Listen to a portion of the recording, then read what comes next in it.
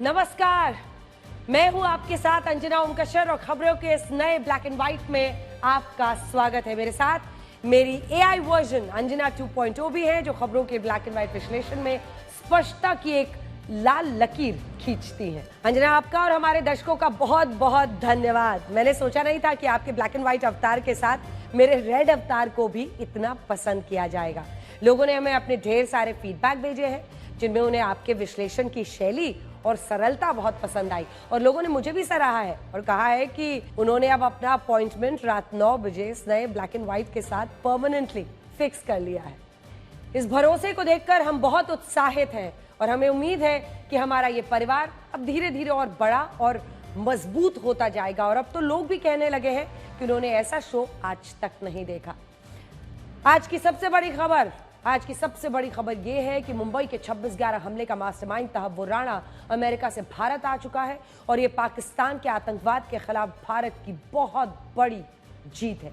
भारत की जांच एजेंसियों ने तहव्वुर राणा की गिरफ्तारी के लिए 17 साल तक इंतजार किया और इस दौरान एक वक्त ऐसा भी आया जब यह लगने लगा था कि हमारी अदालतें शायद इस आतंकी को अपने कटघरे में खड़ा करके इसे सजा नहीं दे पाएंगी, लेकिन अब यह आतंकवादी हमारे देश में है।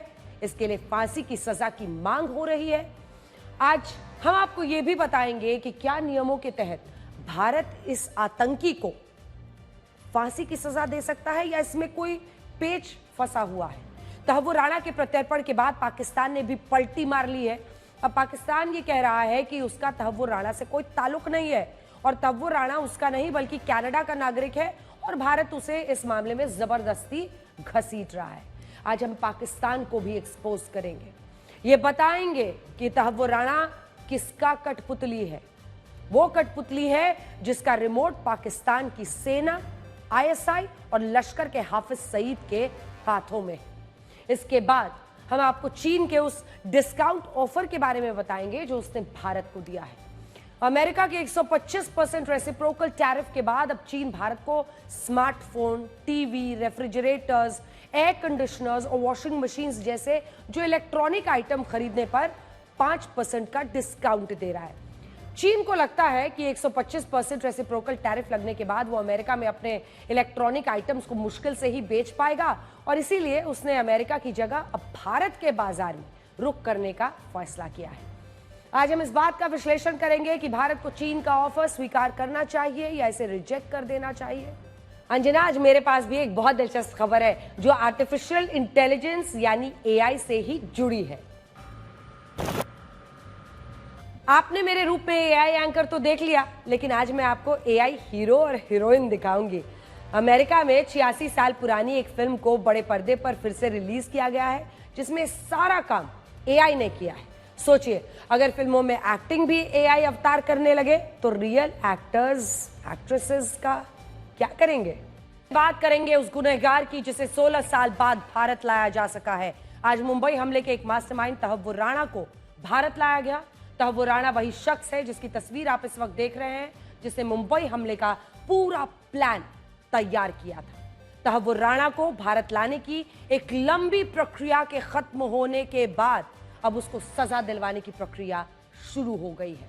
तहव्वुर राणा को लेकर एक स्पेशल फ्लाइट शाम 6:15 बजे पालम एयरपोर्ट पर उतरा। सबसे पहले एनआईए की टीम ने उसे 26/11 मुंबई हमले के आरोप में गिरफ्तार किया। उसके बाद एयरपोर्ट पर ही उसका मेडिकल टेस्ट हुआ। उसे सीधे कोर्ट ले जाया गया है जहां वरिष्ठ वकील दयान कृष्णन एनआईए का पक्ष रखेंगे और पूछताछ के लिए कस्टडी की अपील करेंगे। कृष्णन वही वकील हैं जिन्होंने पूरा मामला भारत सरकार की तरफ से अमेरिका की अदालतों में लड़ा। लगातार वो दलीलें देते रहे कि इसका प्रत्यर्पण होना चाहिए, ये दोषी है, ये साजिश करता है, ये मास्टरमाइंड है 26/11 का तहव्वुर राणा। 26 नवंबर 2008 को मुंबई पर हुए आतंकी हमले को कोई नहीं भूला है। आज भी मन सिहर जाता है। उस वक्त समंदर सिहर गया था। इस हमले में शामिल कई आतंकियों को उनके किए की सजा मिल चुकी है, लेकिन इसके मास्टरमाइंड बचे हुए थे और अब बारी उनकी आई है। करीब 16 वर्षों से जिस तहव्वुर राणा को भारत लाने के प्रयास हो रहे थे, क्या अब उसे फांसी दी जा सकेगी? इस सवाल का जवाब हर भारतीय जानना चाहता है। आज हम आपको एक बात बता सकते हैं कि तहव्वुर राणा का बचना बहुत मुश्किल है। उसके खिलाफ एनआईए एक ऐसा मजबूत केस तैयार कर रही है जिससे जल्दी से जल्दी उसे सजा दिलाई जा सके।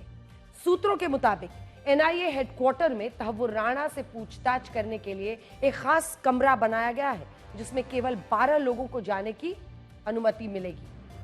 अब देखिए, इन 12 लोगों में एनआईए से जुड़े बड़े अधिकारी होंगे, कुछ अन्य सुरक्षा अधिकारी शामिल किए जाएंगे।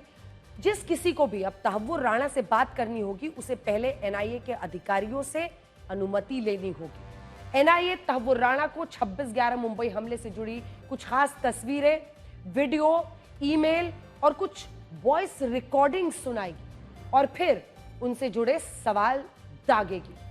एनआईए की कोशिश है कि वो हेडली के साथ तहव्वुर के कनेक्शन को साबित करते हुए तहव्वुर से जानकारियां निकाल सके। एनआईए के पास तहव्वुर और हेडली के बीच हुई फोन कॉल से जुड़े कुछ डेटा मौजूद है और इसके आधार पर भी तहव्वुर राणा से पूछताछ होगी, जानकारी निकाली जाएगी। कसाब को लेकर देश के लोगों में जो गुस्सा था, वही नाराजगी, वही गुस्सा तहव्वुर राणा को लेकर है। ज्यादातर लोग ये चाहते हैं कि तहव्वुर राणा को लेकर जल्दी से जल्दी और कड़ी से कड़ी सजा मिले। लोग ये भी चाहते हैं कि तहव्वुर राणा को फांसी की सजा मिले। लेकिन क्या आपको मालूम है कि तहव्वुर राणा जब तक भारत में रहेगा तब तक भारत को उसका ख्याल किसी विदेशी मेहमान की तरह रखना होगा, क्योंकि उसके प्रत्यर्पण से जुड़े कुछ सख्त नियम तय किए गए हैं। हम आपको बताते हैं, भारत और अमेरिका के बीच साल 1997 में हुई प्रत्यर्पण संधि के मुताबिक भारत को 5 नियम मानना जरूरी है। क्या क्या है वो नियम? पहला ये कि तहव्वुर राणा पर 26/11 मुंबई हमले के अलावा किसी अन्य केस में सजा नहीं सुनाई जाएगी, यानी उस पर अन्य आतंकी हमलों के केस नहीं दर्ज होंगे। अगला सुनिए, दूसरा नियम यह है कि भारत तहव्वुर राणा को किसी अन्य देश को प्रत्यर्पित नहीं कर सकता है, यानी भारत तहव्वुर राणा को किसी अन्य देश में भेज नहीं सकता। फिर चाहे कोई देश प्रत्यर्पण का कितना ही दबाव क्यों ना बनाए, भारत उसे भारत में ही रखेगा। तीसरा नियम यह है कि तहव्वुर राणा की सुनवाई में पारदर्शिता, एक ट्रांसपेरेंसी रखी जाएगी, यानी तहव्वुर राणा को भी अपने पक्ष में सफाई देने का पूरा मौका मिलेगा। सजा मिलने पर वो भारत की ऊपरी अदालतों में भी अपील कर सकता है। इसका मतलब यह है कि तहव्वुर राणा को भारत लाए जाने में जितना समय लगा है, मुमकिन है उसको सजा देने में वक्त लगे। चौथा नियम यह है कि तहव्वुर राणा के प्रत्यर्पण के बाद से उसकी सारी जिम्मेदारी भारत सरकार की होगी। उसके आने जाने, कपड़े, खाने पीने, रहने, सब इंतजाम भारत सरकार को करना होगा और उसे यह भी सुनिश्चित करना होगा कि तहव्वुर राणा पूरी तरह से स्वस्थ रहे। पांचवा नियम यह है कि भारत को अपने प्रत्यर्पण एक्ट 1962 का पालन करना होगा, जिसके तहत प्रत्यर्पण के लिए लाए गए अपराधी को काउंसलर एक्सेस देना होगा। जरूरत होने पर उसके परिवार की उससे बात करानी होगी। प्रत्यर्पण के सभी नियमों का पालन करते हुए तहव्वुर राणा के खिलाफ सुनवाई होगी और इसमें एक बड़ा सवाल यह है कि क्या तहव्वुर को फांसी की सजा सुनाई जाएगी? तो आइए आपको बताते हैं। आपको याद होगा कि अबू सलेम को पुर्तगाल से प्रत्यर्पण के जरिए भारत लाया गया था और प्रत्यर्पण संधि के तहत यह तय हुआ था कि उसे यहां पर मौत की सजा नहीं मिलेगी। हालांकि इस मामले में उसे उम्र कैद की सजा दी गई, वो जेल में बंद है। अबू सलेम के मामले में उसकी गिरफ्तारी पुर्तगाल से हुई थी और पुर्तगाल में मौत की सजा का प्रावधान है नहीं, इसीलिए उसको फांसी की सजा नहीं दी जाएगी गई उस वक्त। अब सवाल यह है कि तहव्वुर राणा के साथ क्या होगा, तो इसके लिए हमें भारत और अमेरिका के बीच हुई प्रत्यर्पण संधि को समझना होगा। भारत और अमेरिका के बीच जो प्रत्यर्पण संधि है उसके अनुच्छेद 8 की धारा 1 कहती है कि जिस अपराध में प्रत्यर्पण की मांग की गई है, अगर प्रत्यर्पण मांगने वाले देश में उस अपराध के तहत मौत की सजा का प्रावधान है और प्रत्यर्पित करने वाले देश में मौत की सजा का प्रावधान नहीं है, तो प्रत्यर्पण मांगने वाला देश दोषी को मौत की सजा नहीं दे सकता। पुर्तगाल में मौत की सजा का प्रावधान नहीं था, इसीलिए उनके साथ जो प्रत्यर्पण संधि है उसके तहत सलेम को फांसी नहीं दी गई। लेकिन आइए अब तहव्वुर राणा पर। यह तहव्वुर राणा की बदकिस्मती है कि भारत और अमेरिका दोनों ही देशों में मौत की सजा का प्रावधान है, यानी दोनों ही देश अपराधियों को मौत की सजा देते हैं और नियमों के मुताबिक भारत भी तहव्वुर राणा को फांसी की सजा सुना सकता है, क्योंकि तहव्वुर को अमेरिका से प्रत्यर्पित किया गया है। तहव्वुर राणा को फांसी देने में एक पेंच यह भी है कि वो कनाडा का नागरिक है और कनाडा में मौत की सजा का प्रावधान नहीं है।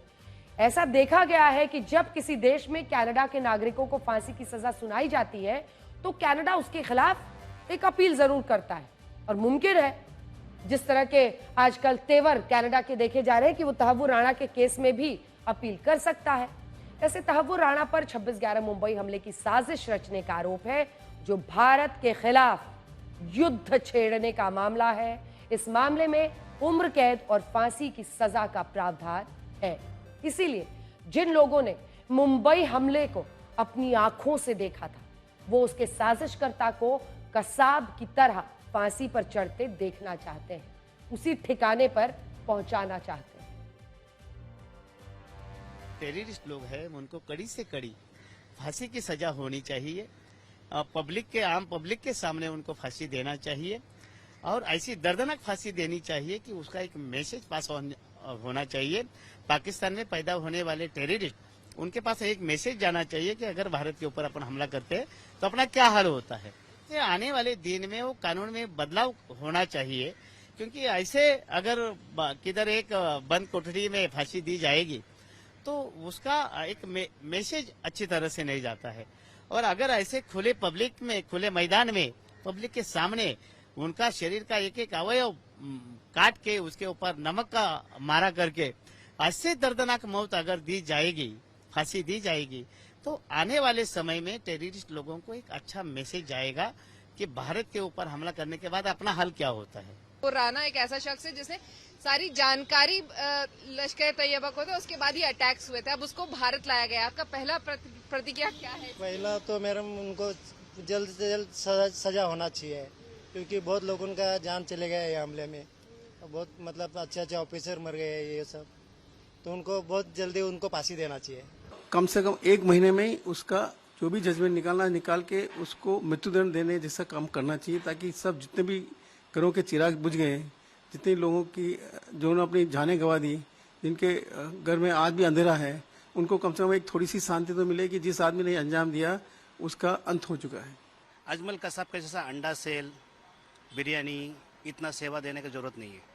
इसके लिए एक लॉ बनना चाहिए अलग से, आतंकवादी लोगों के लिए एक सिस्टम बनना चाहिए कि 2 से 3 महीना में फांसी दे दिया जाए या 20 रास्ते पे गोली मार दिया जाए। उनको ला के बिरयानी खिलाओ, करोड़ों रुपए खर्चा करो, पैसा वेस्ट है। हम जैसे इंसानों लोगों के सोचने के लिए कि गरीब लोग को कैसा आगे बढ़ाओ, देश की सुरक्षा कैसे करूं, वो कोई मेहरबानी नहीं कर रहा है। वो आ रहे तो हमारे देश में आके आतंकवादी हमला किया, कितने लोगों की जान लिया है। मैं दुबई, सऊदी वगैरह में सुनता हूँ चोरी किया तो हाथ काट दिया, ये कुछ किया तो। यहाँ भी आतंकवादी के लिए एक सिस्टम बनना चाहिए, फास्ट ट्रैक पे चलना चाहिए। फांसी लगानी चाहिए और फांसी लगाने के बाद मतलब जिन लोगों का परिवार गुजरा है उनको सलाह मतलब सही दिशा दिखाने के लिए उनकी भी बातों को सुनना चाहिए। और इस वक्त हमारे साथ आज तक पर सीधा जुड़ रहे शहीद तुकाराम ओम्बले के भाई एकनाथ ओम्बले, जो कि 26/11 के हमले में शहीद हुए। आपके भाई हमारे लिए। एकनाथ जी, ये पूरा देश नतमस्तक है शहीद तुकाराम ओम्बले के सामने। अपने सीने पे जिसने गोलियां खाई मुंबईकरों को बचाने के लिए, आज जब तहव्वुर राणा वापस इस देश में लाया गया है, सबसे पहले आपके मन में क्या बात आती है और क्या कहेंगे इस देश की सरकार को, इस देश की न्याय व्यवस्था को, इस देश की अदालतों को, इस देश के लोगों को?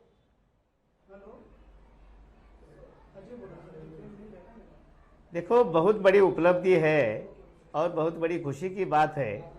आज तहव्वुर राणा को अमेरिका से भारत लाया गया है और जैसे ही आपको मालूम है कि 26/11 का जो भ्याड़ हल्ला मुंबई नगरी के ऊपर जो हुआ था, उसमें बहुत सारे अपने निरपराध लोग मारे गए थे। कई जवान, कई पुलिस बांधव उसमें शहीद हो गए जी। और जो 26/11 हमले का मास्टरमाइंड जो डेविड हेडली है और उसका मुख्य साथीदार ये तहूर राणा था। तो बहुत अच्छी बात हो गई है, तहूर राणा को अभी भारत लाया गया है। जल्द से जल्द उसको फांसी होना जरूरी है। और जैसे मैं सुबह भी आपके चैनल के माध्यम से अपील किया हूँ कि अपने कानून में वो मतलब बदलाव करना चाहिए और ऐसे टेररिस्ट लोग जो अमानुष हल्ला करके बेगुनाह लोगों को मारा है उन्होंने, तो आगे जाके ऐसे लोगों को पब्लिक के सामने लाके, खुले मैदान में लाके उनको हलाल करके मारना चाहिए, हलाल करके उनको फांसी देना चाहिए। बहुत धन्यवाद आपका एकनाथ ओम्बले जी। पूरा देश हमेशा याद रहेगा कि जब अजमल कसाब जैसा खूंखार आतंकी हथियारों से लैस सामने खड़ा था तो सिर्फ एक बेटन के दम पर उससे लड़ते रहे, उसकी बंदूक नहीं छोड़ी, गोलियां खाते रहे, लेकिन जब तक उसे ओवर पार नहीं किया, उसे दूसरे व्यक्ति ने वहां पर पुलिस वाले ने पकड़ा नहीं, तब तक शहीद तुकाराम ओम्बले डटे रहे। ऐसे ही वीर शहीदों से ये देश और देश की का अस्तित्व बना रहता है। बहुत धन्यवाद आपका हमारे साथ जुड़ने के लिए। इंसाफ की आपने बात की अपने नजरिए से, लेकिन एक बात तो अरविंद ओझा साबित हो गई कि हिंदुस्तान में कानून के हाथ बहुत लंबे हैं और आतंकी किसी भी कोने में दुनिया में छिपे हों, लौटना तो इंसाफ के लिए यही होगा और यहां पर आकर हिसाब किताब होगा।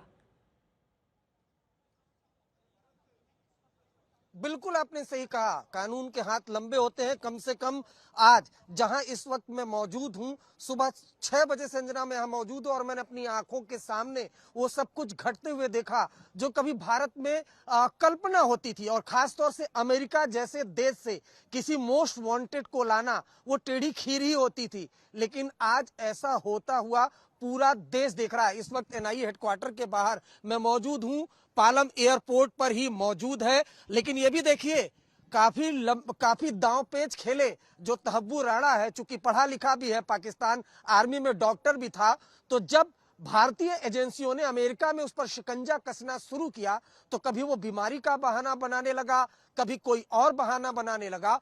अपने कानूनी दांवपेच का उसने काफी इस्तेमाल किया, लोअर कोर्ट से लेकर सुप्रीम कोर्ट तक गया, लेकिन हर जगह भारतीय एजेंसियों ने, एनआईए ने और विदेश मंत्रालय ने जाकर दस्तावेज सौंपे, सबूत सौंपे और यकीन जानिए अमेरिका की कोर्ट तक ने माना और कहा, बाकायदा अपने ऑर्डर में कहा है कि जो भारत दस्तावेज, जो भारत एविडेंस दे रहा है वो पूरी तरह से सही है, जिसका नतीजा ये हुआ कि आज तहब्बुर राणा को भारत लाया जा सका। अब उसे कोर्ट में, जाहिर सी बात है, जो लीगल प्रोसेस होता है पुलिस कस्टडी रिमांड पर लेना, उसके बाद एनआईए उससे पूछताछ करेगी। लेकिन जो एक्सपर्ट है, सिक्योरिटी एक्सपर्ट है, उनका ये मानना है कि 26/11 मुंबई अटैक में अभी ऐसे कई राज हैं जो खुले नहीं हैं। खास तौर से पाकिस्तान आर्मी के वो चेहरे बेनकाब होंगे, पाकिस्तानी खुफिया एजेंसी आईएसआई के चेहरे बेनकाब होंगे, लश्कर तोयबा तो पहले से बेनकाब है ही, लेकिन पाकिस्तान आर्मी और पाकिस्तानी खुफिया एजेंसी के चेहरे बेनकाब होंगे। और जब वो एनआईए के सामने, इंडियन एजेंसी के सामने उनके नाम आएंगे तो जाहिर सी बात है उन नामों को इंटरनेशनल, अंतर्राष्ट्रीय मंच पर भारत रखेगा भी और ये बताने की भी कोशिश करेगा कि पाकिस्तान एक आतंकवाद को पालने पोसने वाला मुल्क है। अंजना, खुलेगी पोल और भी खुलेगी पोल पाकिस्तान की। लेकिन जरा अपने दर्शकों को अब तस्वीरें दिखाते हैं। ये तस्वीरें हैं तहब्बुर राणा की। ये वही शख्स है जो पहले ऐसा दिखता था, आप देख रहे हैं तहब्बुर राणा की तस्वीर, बीच में ऐसा दिखता था। दरअसल इसकी पूरी जानकारी हम आपको देना चाहते हैं। पाकिस्तान आर्म्ड मेडिकल कोर में ये एक ऐसा शख्स था जो डॉक्टर था पाकिस्तान में। 97 में ये पहुंच गया कनाडा, आईएसआई की मदद से धीरे धीरे एक इमिग्रेशन ऑफिस खोल ली और वहीं से साजिश और आतंक के काम ये पूरे विश्व के लिए करता था। और सोचिए, डेविड कोलमैन हेडली इसका पुराना साथी था, कैसे उसका नाम बदला, अंग्रेजी नाम रखा, फिर एक इमिग्रेशन ऑफिस मुंबई में खोलकर उसके बाद वहां पर उसको एजेंट बनाया और डेविड कोलमैन हेडली के लिए भारत में आकर रेकी करने की पूरी प्रक्रिया को आसान बनाया। और लश्कर तैयबा उधर आतंकियों को ट्रेन करता रहा और फिर लश्कर तैयबा, पाकिस्तान की ISI, Tahawwur Rana, David Coleman Headley ने कुछ और आतंकियों के साथ मिलकर इस 26/11 के पूरी आतंकी हमले को अंजाम दिया। अब देखिए काले बालों से सफेद बालों तक पहुंच गया है ये शख्स, लेकिन अब जाकर घड़ी आई है उसके आतंक के कारनामों के हिसाब किताब का। फांसी से पहले अजमल आमिर कसाब को भी लगता था कि पाकिस्तान में मौजूद उसके आका किसी ना किसी तरह से उसको बचा लेंगे। उसे ये भी लगता था, देख रहे हैं आप, ये उसका दरअसल जब एक सीरम टेस्ट किया गया था कि वो क्या बोलता है, क्या जानकारी देता है, तब का वीडियो रिलीज किया गया था। लगता था अजमल आमिर कसाब को कि मुझे भी कोई ना कोई पाकिस्तान में जो मेरा आका है बचा लेगा। उसे यह भी लगता था कि उसे फांसी कभी नहीं होगी क्योंकि भारत में कानूनी प्रक्रिया बहुत धीमी है। लेकिन 26/11 मुंबई हमले के 4 साल बाद ही कसाब को फांसी दे दी गई। तहव्वुर राणा को भी यह बात पता है कि भारतीय कानून उसे कड़ी सजा जरूर देगा। साल 2020 में जब भारत ने तहव्वुर राणा के प्रत्यर्पण की नई कोशिशें शुरू की तो तहव्वुर के बुरे दिन शुरू हो गए। अमेरिकी एजेंसियों ने भारत की दलीलों को देखते हुए सबसे पहले तहव्वुर को गिरफ्तार किया, फिर उसके प्रत्यर्पण की कानूनी प्रक्रिया शुरू हो गई और उसके बाद देखिए आज नतीजा क्या निकला है। तहव्वुर को अपनी गिरफ्तारी के समय ही पता चल गया था कि इस बार भारतीय एजेंसियां पूरी तैयारी के साथ आई हैं, इसीलिए उसने अमेरिका की कई अदालतों में इस गिरफ्तारी और प्रत्यर्पण को चुनौती दी, लेकिन तहव्वुर की किसी भी दलील को सही नहीं माना गया। सबसे पहले मई 2023 में मजिस्ट्रेट जज ने उसकी दलीलें खारिज की। उसके बाद अगस्त 2023 में डिस्ट्रिक्ट कोर्ट ने उसकी दलीलों को नकार दिया। फिर अगस्त 2024 को यूएस फेडरल कोर्ट और फिर आखिर में इसी साल 21 जनवरी को अमेरिका की सुप्रीम कोर्ट ने भी तहव्वुर राणा की सारी दलीलों को गलत बताकर उसके प्रत्यर्पण पर मुहर लगा दी। हालांकि तहव्वुर राणा फिर भी माना नहीं। उसने सुप्रीम कोर्ट में दोबारा अपील की, जिसे 3 दिन पहले कोर्ट ने खारिज किया है। तहव्वुर राणा ने प्रत्यर्पण रोकने के लिए क्या कुछ नहीं कहा। उसने खुद को पार्किंसंस डिजीज बीमारी होने का बहाना बनाया। उसने भारतीय जेलों की खराब स्थिति का बहाना बनाया। यहां तक कहा कि भारतीय जेलों में उसकी हत्या हो सकती है क्योंकि यहां मुसलमानों को खतरा है। लेकिन कोर्ट ने उसकी किसी भी दलील को सही नहीं माना। तहव्वुर राणा को भारत लाया जाना आसान नहीं था, लेकिन वर्ष 2023 में भारत और अमेरिका के बीच एक ऐसा समझौता हुआ जिसने उसके प्रत्यर्पण का रास्ता आसान बना दिया था। इस समझौते के तहत भारत और अमेरिका एक दूसरे की जमीन पर सक्रिय आतंकियों, अपराधियों से जुड़ी जानकारियां साझा कर रहे थे। इसके तहत तहव्वुर राणा से जुड़ी जानकारी भी दोनों देशों ने एक दूसरे को दी थी। इन्हीं जानकारियों के आधार पर अमेरिकी एजेंसियों ने तहव्वुर राणा के प्रत्यर्पण में भारत की मदद की। अमेरिकी एजेंसियों ने तहव्वुर राणा से जुड़े कई ऐसे दस्तावेज मुहैया करवाए जिसे भारतीय एजेंसियों ने अमेरिकी अदालतों में पेश किया। इससे भारत का पक्ष मजबूत होता गया। इसी की बदौलत मुंबई आतंकी हमले का मोस्ट वांटेड भारत लाया गया है।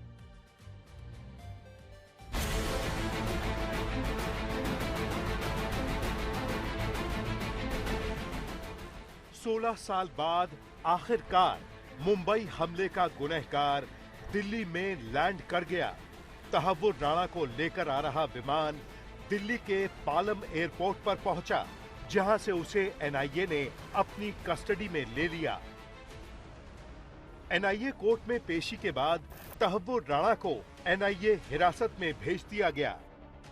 बेहद चालाक है, भारत के शिकंजे में ना आ सके, भारतीय एजेंसियों के शिकंजे में ना आ सके, इसके लिए इसने कई कानूनी दांव पेच का इस्तेमाल किया। कभी अपनी बीमारी का बहाना बनाया, लेकिन जो भारतीय एजेंसियां थी, एनआईए थी, वो लगातार एक के बाद एक एविडेंस रखती चली गई। लोअर कोर्ट से लेकर सुप्रीम कोर्ट तक जो अमेरिका की है वहां तक एविडेंस रखे गए और हर जगह तहव्वुर राणा को मुंह की खानी पड़ी। हर जगह, हर कोर्ट में अमेरिका के हर जो भी लीगल प्रोसेस होते हैं वहां पर तहव्वुर राणा को मुंह की खानी पड़ी, और जबकि भारतीय एजेंसियों की जीत हुई। तहव्वुर राणा के प्रत्यर्पण की कहानी कई रहस्यों से भरी है। पाकिस्तान में जन्मे कनाडा के नागरिक राणा को बिजनेस जेट से भारत लाया गया।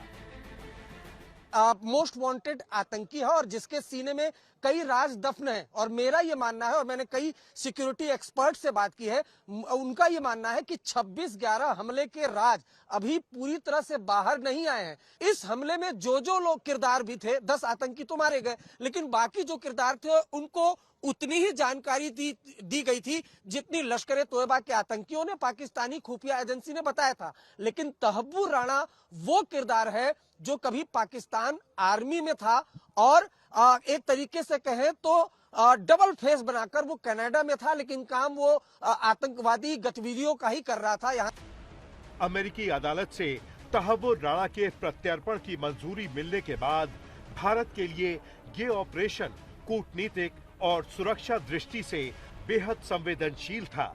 इसे सुरक्षित और गोपनीय रखने के लिए सरकार ने पूरे इंतजाम किए। पीयूष सचदेवा तहव्वुर राणा को डिफेंड करने के लिए हैं। तहव्वुर राणा उनके जरिए अपनी बात अदालत तक पहुंचा सकता है। तो ये एक कायदा है और एक ये प्रोसेस है जिसमें किसी भी व्यक्ति को, चाहे वो कितना भी घनघोर अपराधी क्यों ना हो, उसे अपने बचाव का मौका दिया जाता है, अपनी दलील, अपनी बातें, अपनी फैक्ट्स रखने की छूट दी जाती है। और न्याय तभी हो जब न्याय दोनों तरफ से हो, यानी बचाव पक्ष भी अपना, उसको पूरा मौका दिया जाएगा अपने वकील के जरिए अपनी बात रखने का। तहव्वुर राणा का भारत आना भारत की बहुत बड़ी कूटनीतिक जीत है, लेकिन सबसे बड़ा सवाल ये है कि क्या भारत का कानून तहव्वुर राणा को फांसी की सजा दे पाएगा। आज तक ब्यूरो।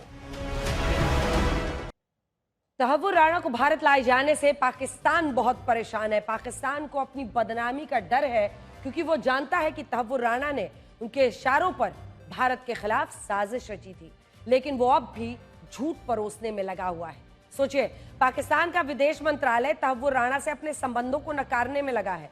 उसका कहना है कि तहव्वुर राणा पाकिस्तानी नागरिक नहीं है, उसने कनाडा की नागरिकता ले ली है। पाकिस्तान ये भी कह रहा है कि पिछले 20 वर्षों से तहव्वुर राणा का पाकिस्तान से कोई संबंध ही नहीं है। पाकिस्तान भले ही कहे कि तहव्वुर राणा उनका नागरिक नहीं है क्योंकि वो कनाडा का नागरिक बन चुका है, लेकिन आपको बता दें पाकिस्तान में दोहरी नागरिकता का नियम है, यानी तहव्वुर राणा कनाडा का नागरिक रहते हुए भी पाकिस्तान का नागरिक हो सकता है। तो इस सच को पाकिस्तान नकार नहीं सकता। तहव्वुर आज भी उनका नागरिक है और सामने आकर ये सफाई देना साफ बताता है कि इनकी दाढ़ी में तिनके ही तिनके अटके हैं। पाकिस्तान इस बात से डरा हुआ है कि तहव्वुर राणा पूरी दुनिया को मुंबई हमले में पाकिस्तान की भूमिका के बारे में बता देगा। अगर तहव्वुर राणा के खिलाफ मुंबई हमले का दोष साबित होता है तो पूरी दुनिया में पाकिस्तान को आतंकी मुल्क कहा जाएगा। तहव्वुर राणा लंबे समय तक पाकिस्तानी सेना और उनकी खुफिया एजेंसी ISI के लिए काम कर चुका है। यही नहीं, वो आतंकी संगठन लश्कर तैयबा का भी हिस्सा रहा और इसीलिए आज पाकिस्तान के पूर्व आर्मी चीफ अशफाक परवेज कयानी, ये नाम ध्यान से सुनिए, पूर्व आर्मी चीफ अशफाक परवेज कयानी और ISI चीफ अहमद शुजा पाशा की नींदें उड़ी हुई होंगी, क्योंकि उस दौरान जब ये घटना घटी थी तो पाक आर्मी के चीफ और ISI के चीफ यही दोनों थे, क्योंकि तहव्वुर राणा उनके कई राज जानता है। आपको आज ये भी पता होना चाहिए कि तहव्वुर राणा को अमेरिका से भारत लाने में कितना पैसा खर्च किया गया। खबर है कि तहव्वुर राणा को एक chartered plane the Gulfstream G550 से भारत लाया गया है और इस चार्टर प्लेन को प्रति घंटे के हिसाब से किराए पर लिया गया था। तहव्वुर राणा के साथ भारतीय अधिकारियों ने अमेरिका के मायामी से उड़ान भरी थी, जो करीब 40 घंटे बाद दिल्ली पहुंची है। इस बिजनेस जेट का किराया करीब 9 लाख रुपए प्रति घंटा है और इस हिसाब से तहव्वुर राणा को भारत लाने में 4 करोड़ रुपए खर्च हुए, जबकि मायामी से दिल्ली की फ्लाइट में बिजनेस क्लास का एक टिकट 4 लाख रुपए का है और इस हिसाब से तहव्वुर राणा को भारत लाने के लिए 100 गुना ज्यादा पैसा खर्च हुआ। लेकिन सुरक्षा कारणों से प्रत्यर्पण के समय चार्टर प्लेन ही किए जाते हैं। आज बहुत से लोग ये भी कह रहे हैं कि जिस तरह से तहव्वुर राणा को अमेरिका से लाया गया है, उसी तरह से आतंकी हाफिज सईद और दाऊद को भी लाया जा सकता है। यहां हम आपको एक बात जरूर कहना चाहेंगे कि ये सब फिलहाल हवाई बातें हैं, क्योंकि ये तभी मुमकिन होगा जब हाफिज सईद या दाऊद ऐसे देश में पकड़े जाए जिसके साथ भारत की एक प्रत्यर्पण संधि है, एक्स्ट्रेडिशन ट्रीटी है। बिना प्रत्यर्पण संधि के किसी अपराधी को भारत लाना बहुत मुश्किल है। और रही बात पाकिस्तान से लाने की, तो पाकिस्तान के साथ भारत की ऐसी कोई प्रत्यर्पण संधि नहीं है। अगर होती भी तब भी वो ऐसा नहीं करता, क्योंकि वो खुद जिन्हें पालता रहा वो अपने आतंकियों को भारत में घुसपैठ करवाता रहा। किस मुंह से उन्हें भेजेगा, उसके ही राज खुलेंगे। तहव्वुर राणा का ट्रायल केवल कोर्ट में नहीं चलेगा, बल्कि इसका राजनीतिक ट्रायल भी हो रहा है। तहव्वुर राणा का प्रत्यर्पण, किसकी उपलब्धि, किसकी नाकामी, इसको लेकर राजनीति हो रही है। बीजेपी इसको केंद्र सरकार की कामयाबी बता रही है। विपक्ष बड़े भारी मन से इसे स्वागत योग्य कदम कह रही है। आज केंद्रीय मंत्री पीयूष गोयल ने कांग्रेस पर कटाक्ष करते हुए कहा कि कांग्रेस की सरकार मुंबई हमले के आतंकी अजमल कसाब को बिरयानी खिलाती थी और बीजेपी सरकार देश पर हमला करने वालों को सजा दिलाई। इस पर कांग्रेस ने उसके कार्यकाल में ही कसाब को फांसी देने की बात कही। तंज कसा कि केंद्र सरकार हेडली को नहीं ला पाई। कांग्रेस सरकार के समय हम जिस होटल में खड़े हैं, यहीं पर आतंकवादियों ने हमला किया था। ये होटल पे लोगों की जान गई थी, लेकिन कांग्रेस की सरकार ने कुछ किया नहीं आरोपियों के ऊपर सख्त सजा दिलाने के लिए, बल्कि जो पकड़ा गया था कसब, उसको भी बिरयानी खिलाते थे। ये मोदी जी का दृढ़ संकल्प था कि जिन लोगों ने हमारी देश पर आंख उठाई उनको सख्त से सख्त सजा मिले। और आज हर भारतवासी को गर्व है मोदी जी पर, विशेषकर हम सब मुंबईकर कृतज्ञ हैं मोदी जी के। इस प्रकार की घटिया बातें अब गोयल जी को शोभा नहीं देती। अजमल कसाब को कांग्रेस की सरकार ने फांसी लगाई, तहव्वुर राणा को वो लेकर आए हैं, उसे भी फांसी दीजिए। पर आखिर में जब तक डेविड हेडली नहीं आएगा, जब तक दाऊद इब्राहिम नहीं आएगा, जब तक छोटा राजन को नहीं पकड़कर लाएंगे, जब तक नीरव मोदी और संदेशराज को नहीं लाएंगे, तब तक देश का एक सामूहिक तौर से उग्रवाद, वो इकोनॉमिक हो या दूसरा, उससे लड़ने में कामयाबी नहीं मिलेगी। We were also trying, BJP government was also trying for a very long time to bring him back to India, but now we see we are successful here to bring back. And I think National Investigation Agency now will fully dig up and work out on this investigation and will give justice to the incidences. बहुत ही एक important step है और मैं तो यही मांग करता हूं कि जो भी हमारे देश पे हमला करे उसे पूरे एक अच्छे पब्लिक स्क्वायर में ही फांसी दे दो। लेकिन जैसे मैंने कहा ना कि इसी के साथ पीओके का क्या और चाइना जो ऑक्यूपाई कर रही है हमारी टेरिटरी, उसका क्या। यूपीए सरकार के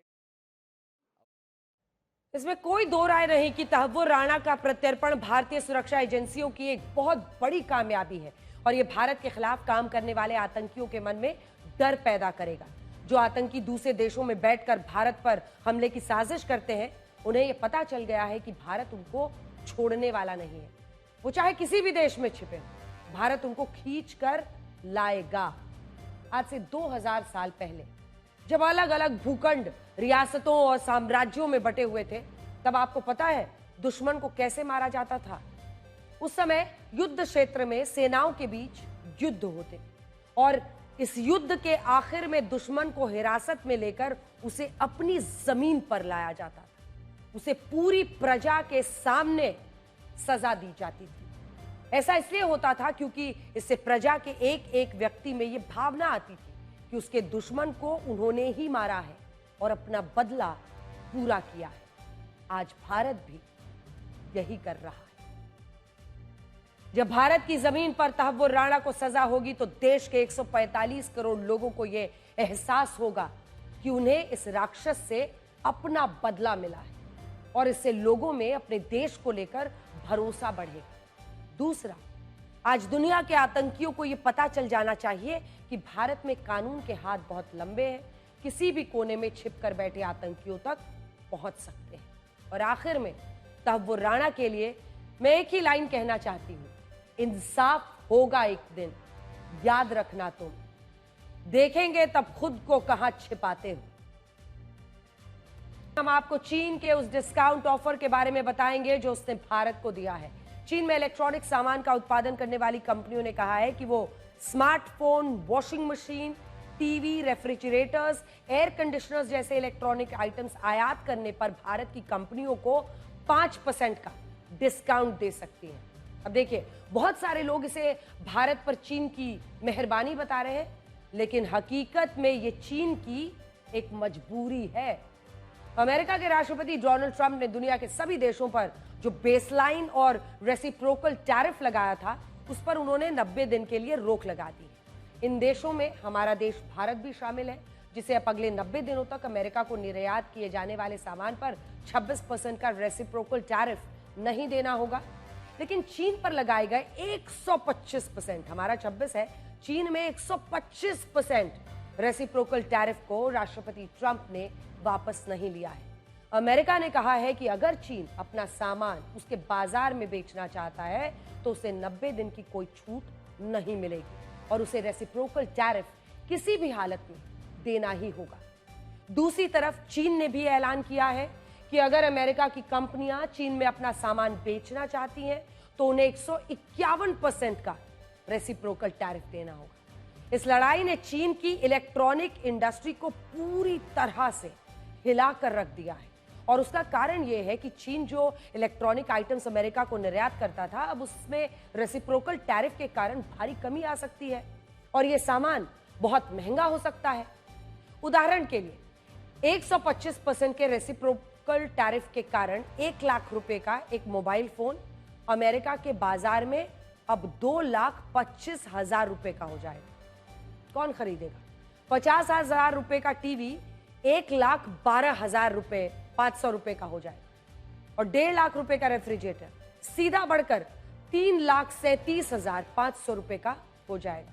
यानी इस रेसिप्रोकल टैरिफ से इन सामान की कीमतें इतनी बढ़ जाएंगी कि अमेरिका के लोग खरीदना बंद कर देंगे और अगर ऐसा हुआ तो चीन की इलेक्ट्रॉनिक इंडस्ट्री को नुकसान होगा, उसकी उत्पादन क्षमता कम हो जाएगी, कई फैक्ट्रियां बंद हो जाएंगी, लाखों लोग बेरोजगार हो जाएंगे, चीन की अर्थव्यवस्था का दिवाला निकल जाएगा।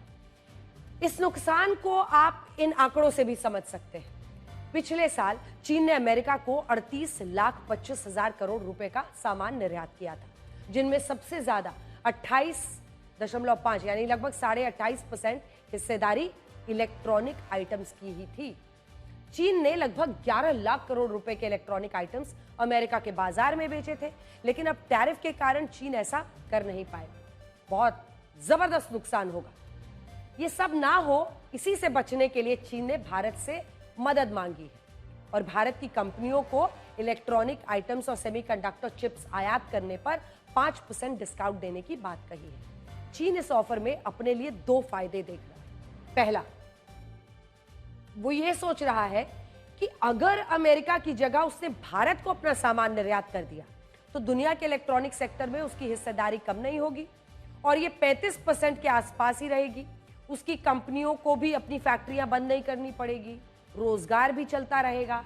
दूसरा, इससे ये फायदा भी हो सकता है कि भारत की कंपनियां चीन से डिस्काउंट पर यह सामान खरीदकर अमेरिका को निर्यात करेंगी और क्योंकि भारत पर अभी 90 दिनों के लिए टैरिफ लागू नहीं है, इसीलिए चीन का सामान भारत के रास्ते अमेरिका के बाजार में बिकता रहेगा। इससे आप ये भी समझ सकते हैं कि चीन असल में कितना चालाक है और कितने शातिराना अंदाज में वो अपनी आर्थिक फैसलों को लेता है। अब बड़ा सवाल यह है कि भारत को चीन का ये ऑफर स्वीकार करना चाहिए या इस ऑफर को रिजेक्ट कर देना चाहिए। पिछले कुछ वर्षों में भारत ने चीन पर अपनी निर्भरता को कम करने के लिए कई कोशिशें की हैं और इसीलिए अगर भारत की कंपनियां चीन के इस ऑफर को स्वीकार कर लेती हैं तो इससे भारत की आत्मनिर्भरता की जो मुहिम है, जो कोशिशें हैं, उसको झटका लग सकता है। आज भी भारत सबसे ज्यादा 14% आयात चीन से ही करता है और अगर हमने इस ऑफर को ले लिया तो यह आयात और भी बढ़ जाएगा।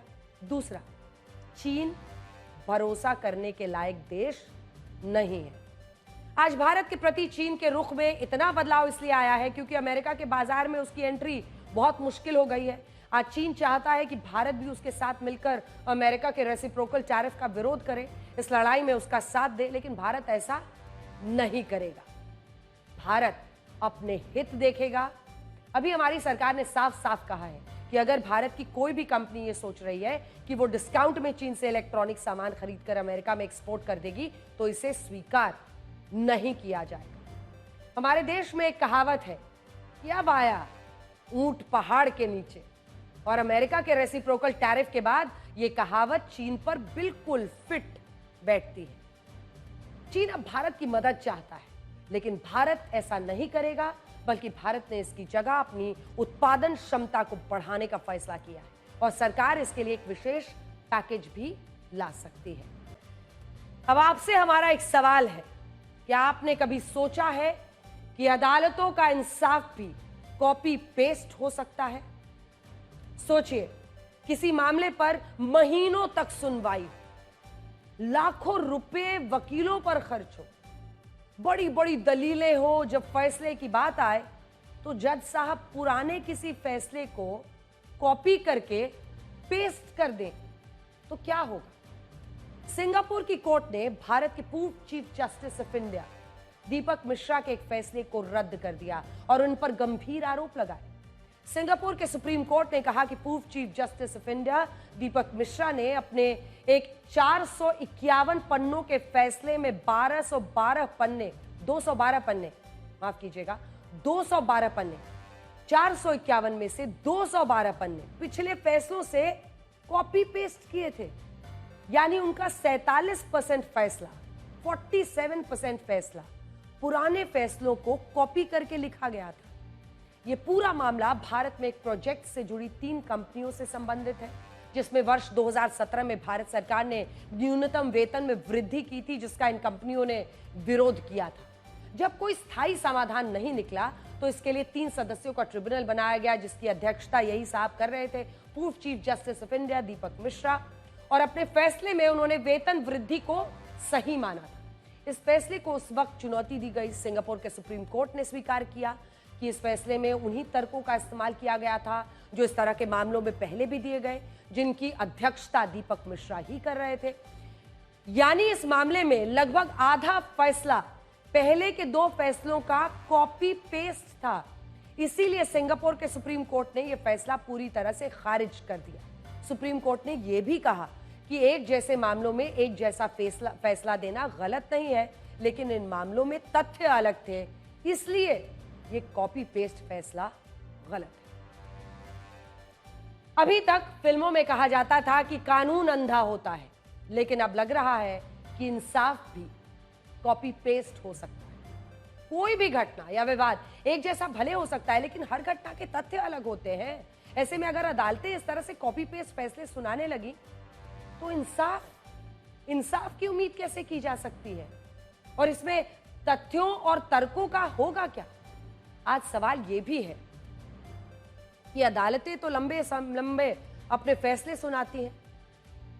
कई बार तो सैकड़ों हजारों पन्नों में अदालतों के फैसले होते हैं, जिसे हर कोई नहीं पढ़ता। तो क्या उनमें भी इस तरह कॉपी पेस्ट हो सकता है? दीपक मिश्रा अगस्त 2017 से अक्टूबर 2018 तक भारत के मुख्य न्यायाधीश रहे और उन्होंने कई चर्चित फैसले सुनाए। उन्होंने सबरीमाला मंदिर में महिलाओं को प्रवेश की अनुमति दी। उन्होंने गैर महिला या पुरुष के संबंधों को अपराध की श्रेणी से बाहर किया। उन्होंने समलैंगिकता को अपराध बताने वाले धारा 377 को निरस्त किया। और दिल्ली की निर्भया के दोषियों को मृत्यु दंड का फैसला भी पूर्व चीफ जस्टिस ऑफ इंडिया दीपक मिश्रा ने ही सुनाया और उन्होंने ही रात में याकूब मेनन की दया याचिका पर सुनवाई की और उसे खारिज कर दिया था। ऐसा नहीं है कि अदालती फैसलों में जजों ने पुराने फैसलों को कॉपी करके उन्हें पेस्ट किया है। 2021 में एक मामले की सुनवाई के दौरान सुप्रीम कोर्ट के तत्कालीन जस्टिस डीवाई चंद्रचूड़ ने कहा था कि वो देश के हाई कोर्ट्स के फैसलों से तंग आ गए हैं, क्योंकि अपने दिमाग का इस्तेमाल करने के बजाय कट, कॉपी, पेस्ट का इस्तेमाल ज्यादा कर रहे हैं। जब हाईकोर्ट पर ऐसे सवाल उठ रहे हैं तो सोचिए छोटी अदालतों की स्थिति क्या होगी। कॉपी पेस्ट का ये संक्रमण, एपिडेमिक, ये इन्फेक्शन सरकारी विभागों, जांच एजेंसियों और पुलिस के सिस्टम में भी फैला है। 2019 में एक मामले की सुनवाई के दौरान सुप्रीम कोर्ट ने कॉपी पेस्ट के लिए ईडी की आलोचना की थी। ईडी ने कांग्रेस नेता डीके शिव कुमार की जमानत का विरोध करने के लिए अपनी अपील में उन्हें पूर्व गृह मंत्री और पूर्व वित्त मंत्री लिखा। सुप्रीम कोर्ट को समझ आ गया कि ये पी चिदंबरम से संबंधित दस्तावेजों से कॉपी पेस्ट किया गया था और ये बहुत ही गंभीर बात है। अंजना, मेरे रूप में आपने एआई एंकर तो देख लिया, लेकिन आज मैं आपको एआई एक्टर दिखाऊंगी। न्यूज के साथ ही अब सिनेमा में भी बदलाव आना शुरू हो गया है, क्योंकि एआई से बनी फीचर फिल्म अब पहली बार बड़े पर्दे पर रिलीज होने वाली है। मेरी एआई वर्जन वाकई ये तो बहुत बड़े बदलाव का संकेत है, क्योंकि एआई के बाद कई क्षेत्रों में अपनी जगह बनाता जा रहा है एआई, और अब एआई ने सिनेमा में भी एंट्री ले ली है। हमारे दर्शक जरूर जानना चाहेंगे कि ये कौन सी फिल्म है जो एआई ने बनाई है और रिलीज कब होगी। अंजना, इस फिल्म का नाम है द विजर्ड ऑफ ऑज। वास्तव में ये फिल्म आज से 86 साल पहले वर्ष 1939 में अमेरिका में रिलीज हुई थी, जिसे गूगल और मैग्नोपस स्टूडियो ने एआई की मदद से फिर से तैयार किया है। इस फिल्म को अगस्त में लास वेगस के मशहूर स्फीयर थिएटर में रिलीज किया जाएगा। स्फीयर थिएटर का डिजाइन ग्लोब जैसा है, जिसमें बीच में दर्शक बैठते हैं, चारों तरफ स्क्रीन पर फिल्म दिखाई जाती है, जिससे दर्शकों को 360 डिग्री का एक अनुभव होता है। द विजर्ड ऑफ ऑज की अमेरिका की शुरुआती रंगीन फिल्मों में से एक है। इसे एआई में कन्वर्ट करने का आइडिया स्फीयर थिएटर का ही था, लेकिन इसकी तकनीकी जिम्मेदारी गूगल क्लाउड ने निभाई। 86 साल पहले यह फिल्म 35 mm कैमरे में शूट हुई थी, जिसका एआई से रेजोल्यूशन बढ़ाकर 1,60,000 स्क्वायर फीट की घुमावदार स्क्रीन पर दिखाया जाएगा। ये बहुत बड़ी बात है। इस फिल्म को आर्टिफिशियल इंटेलिजेंस से इस तरह बनाया गया है कि दर्शकों को लगेगा कि सब कुछ उनके आसपास हो रहा है। वो फिल्म को उसी तरह देख पाएंगे जैसे खुली आंखों से अपने आसपास के रियल लाइफ के दृश्यों को देखते हैं। अब दिलचस्प बात यह है कि इस फिल्म में दिखने वाले पात्र वास्तविक दुनिया में मौजूद नहीं है, लेकिन इनमें कोई बनावटीपन नजर नहीं आएगा। विशेष बात यह है कि इसके दृश्यों को वीएफएक्स से नहीं बल्कि आर्टिफिशियल इंटेलिजेंस से तैयार किया गया है। यह भी पहली बार होगा जब फिल्म क्रेडिट्स में एडिटर और वीएफएक्स आर्टिस्ट की जगह एआई इंजीनियर्स के नाम दिखेंगे। मुझे लगता है कि यह तकनीक गेम चेंजर और क्रांतिकारी साबित हो सकती है, जो भारत के सिनेमा के लिए भी काफी फायदेमंद हो सकती है। भारत का सिनेमा ज्यादा खर्च की वजह से वीएफएक्स के इस्तेमाल में हॉलीवुड से पीछे रहा है, लेकिन आर्टिफिशियल इंटेलिजेंस की मदद से कम लागत, कम समय में अच्छी क्वालिटी के विजुअल इफेक्ट्स बन सकेंगे। इसीलिए डायरेक्टर को अब सिर्फ कल्पना करनी होगी, बाकी काम एआई कर देगा। दूरियों से ही परखे जाते हैं रिश्ते, क्योंकि आंखों के सामने तो सब वफादार ही होते हैं। नमस्कार।